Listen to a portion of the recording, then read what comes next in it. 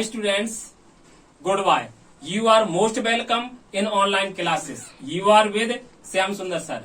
Dear students, today we shall study conjunctions. प्रिय विद्यार्थियों, आज हम इस वीडियो में conjunctions यानी संयोजक पढ़ने जा रहे हैं. कंजंक्शन समुच्चय बोधक अव्यय या संयोजक. स्टूडेंट्स, कंजंक्शंस को हिंदी में हम कहते हैं समुच्चय बोधक अव्यय या संयोजक. और इसकी हम डेफिनेशन देखेंगे कि आखिर कंजंक्शन है क्या. देखें, डेफिनेशन है, परिभाषा. A conjunction is word that joins words और सेंटेंसेस टुगेदर. अर्थात समुच्चय बोधक अव्यय या संयोजक वह शब्द है जो दो शब्दों या वाक्यों को आपस में जोड़ते हैं. यानी इससे क्लियर हो रहा है कि आखिर कंजंक्शन हमारा है क्या, है ना. कंजंक्शन यानी वह शब्द होता है जो या तो दो शब्दों को या दो सेंटेंसेस को क्या करता है, आपस में जोड़ता है ना. इस तरह से इसको देखते हैं कि काइंड्स ऑफ कंजंक्शन. आखिर कंजंक्शन कितने प्रकार होते हैं, है ना. कंजंक्शन के सिर्फ दो प्रकार होते हैं. देखें कौन कौन से होते हैं. And kinds of conjunction and संयोजक के प्रकार. पहला हमारा है कोऑर्डिनेटिंग कंजंक्शन, जिसे हम बोलते हैं समान पदीय संयोजक, है ना. क्योंकि इसमें समान पदीय संयोजक हो, इसमें कहते हैं इसको. अब इसको हम डिटेल आगे पढ़ेंगे अभी. दूसरा हमारा है सब ऑर्डिनेटिंग कंजंक्शंस यानी आश्रित संयोजक. आखिर ये समान पदीय संयोजक क्या है और आश्रित संयोजक क्या है, इन दोनों के बारे में हम पढ़ें. कोऑर्डिनेटिंग कंजंक्शंस यानी समान पदीय संयोजक. देखें आखिर ये क्या होते हैं. कोऑर्डिनेटिंग कंजंक्शंस क्या है.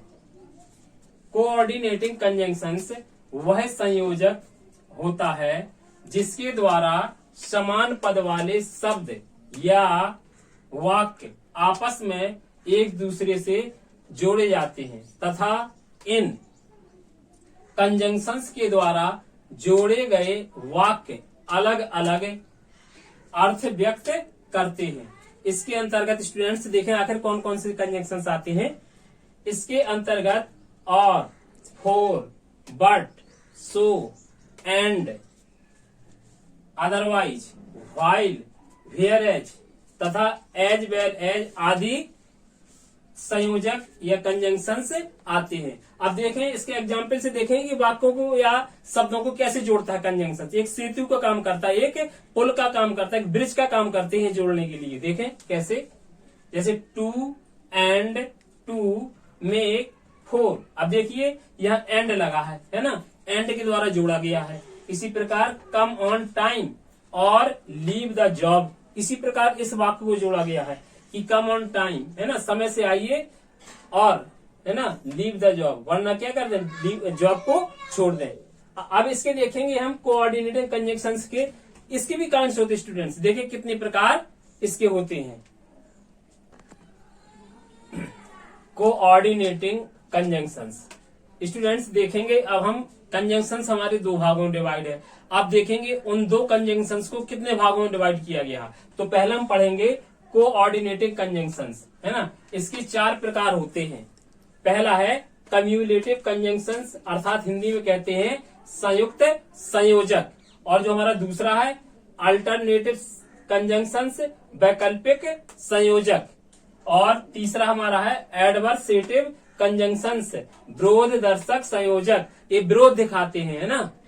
इस तरह से अगला है इलेटिव कंजंक्शंस, परिणाम सूचक संयोजक. अब स्टूडेंट्स हम चारों का हम डिटेल पढ़ेंगे इनका.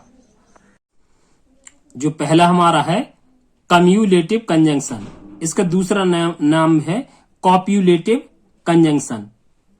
वे कंजंक्शंस जो एक कथन स्टेटमेंट को दूसरे कथन से जोड़ते हैं कम्युलेटिव कंजंक्शंस कहलाते हैं. इसके अंतर्गत निम्न कंजंक्शंस आते हैं. देखिए स्टूडेंट कौन कौन से कंजंक्शंस होते हैं और उनके अर्थ क्या है. पहला हमारा कंजंक्शन जैसे एंड, और जब हमारा एंड यूज होता है तो इसके साथ में हमारी प्लूरल वर्ब लगती है, याद रखिएगा. बोथ एंड दोनों और जब बोथ और एंड का प्रयोग करते हैं इसके साथ में हमारा सिंगुलर वर्ब का प्रयोग होता है.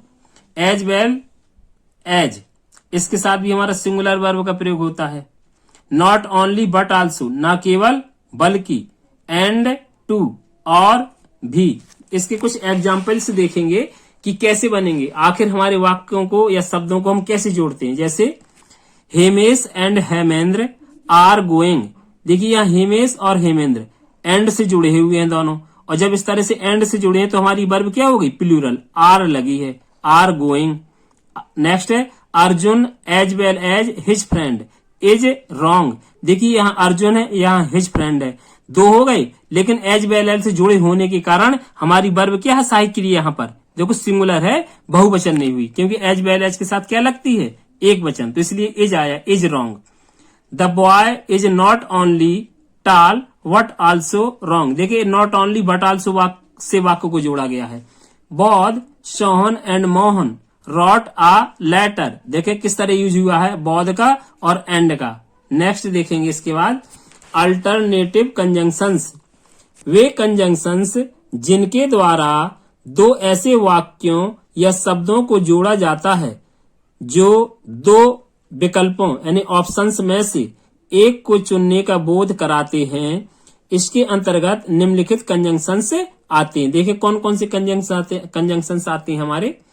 आइदर और, इसका अर्थ है या तो, और हल्का ही डैश लगा है, या नाइदर नॉर, ना तो ना। स्टूडेंट्स जब नाइदर नॉर का प्रयोग करते हैं तो इसके साथ वाक्य में कभी नॉट का प्रयोग नहीं होता है, क्योंकि इसका अर्थ स्वयं नेगेटिव होता है।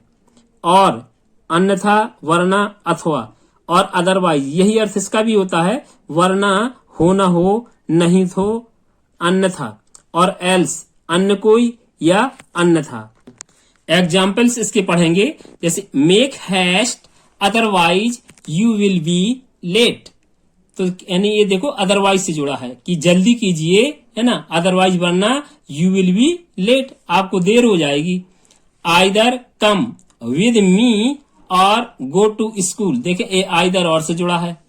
नेक्स्ट है neither he is a singer nor a dancer, देखो ये निगेटिव अर्थ रखता कि ना तो वो एक सिंगर है और ना ही एक डांसर है। इसके बाद हमारा एडवर्सेटिव कंजंक्शन देखेंगे इसको हम, है ना। एडवर्सेटिव कंजंक्शंस वह संयोजक होता है जिसके द्वारा दो विरोधी यानी अपोजिट कथनों को एक दूसरे से मिलाया जाता है। इसके अंतर्गत निम्नलिखित कंजंक्शंस आते हैं, जैसे बट, बट के अर्थ देखेंगे, लेकिन, किंतु, परंतु, अपितु, बल्कि, स्टिल का है, तो भी, फिर भी। एट के भी यही अर्थ होते हैं, तो भी, फिर भी। व्हाइल का अर्थ है जबकि, वेयर एज जहां तक या जहां कहीं। नेवर दी लेस, फिर भी। एक और होता है इसमें नंदी लेस भी होता है, उसका भी अर्थ यही होता है। और हाउएवर, हालांकि, तो भी या तथापि। इसके एग्जाम्पल से देखें कैसे बनाएंगे। The boys play cricket while the girls play kho kho, यानी यह जैसे लड़के क्रिकेट खेलते हैं, व्हाइल मीन्स इसका अर्थ होता है जबकि लड़कियां खो खो खेलती हैं। He is slow but he is sure. I was angry still I kept quiet. I have a lot of homework tonight however I made a promise to go with her. Whereas I am a vegetarian my whole family eats meat. Illative conjunctions देखेंगे, वे conjunctions जिनके द्वारा दो ऐसे वाक्यों को जोड़ा जाता है जिनमें दूसरा वाक्य पहले वाक्य का परिणाम सिद्ध करता है, एलेटिव कंजंक्शंस कहलाते हैं। इसके अंतर्गत निम्नलिखित कंजंक्शंस आते हैं। एग्जाम देखेंगे कौन कौन से कंजंक्शंस, जैसे पहला है देयरफॉर, इसका अर्थ होता है अतः या इसलिए। इसी प्रकार अगला है सो, अतः या इसलिए। और देन, तब, फॉर, के लिए या क्योंकि। इसके एग्जाम्पल्स पढ़ेंगे तो हमें समझ में आ जाएगा, स्पष्ट हो जाएगा। जैसे इट इज रेनिंग टूडे, आज बारिश हो रही है, सो इसीलिए। I shall not go to school, मैं स्कूल नहीं जाऊंगा। ही वॉज नॉट पंक्चुअल, है ना भाई, पंक्चुअल नहीं, समय का पाबंद नहीं था, देयरफॉर इसलिए। ही वॉज एक्सपेल्ड, उसे निकाल दिया गया, अलग कर दिया गया, है ना। There must be someone at the door for I hear a knock. इस तरह से एग्जाम्पल्स हैं। ठीक है स्टूडेंट्स, और हमने ये अभी ये कंजंक्शंस पढ़ा। इसका भी देखिए कंजंक्शंस की जो हमारे दो भाग होते हैं, जैसे कोऑर्डिनेटिंग कंजंक्शंस और सबऑर्डिनेटिंग कंजंक्शंस। तो ये हम नेक्स्ट वीडियो में जो होगा हमारा, अभी हमने पढ़ा कोऑर्डिनेटिंग कंजंक्शंस, अगली वीडियो में पढ़ेंगे सबऑर्डिनेटिंग कंजंक्शंस की कौन कौन से होते हैं और उनका प्रयोग हमें कैसे करना है। स्टूडेंट्स, अगर ये वीडियो वास्तव में आपको लगता है कि हमारे लिए उपयोगी है और बड़ी मेहनत के साथ बनाया गया हमारे लिए, तो आप इस वीडियो को यानी लाइक करें, शेयर करें और सब्सक्राइब करें और इस वीडियो को अपने दोस्तों तक भेजें, क्योंकि आप जितना शेयर करेंगे तो भाई इसका लाभ दूसरों को भी मिलेगा, है ना स्टूडेंट्स। थैंक्स।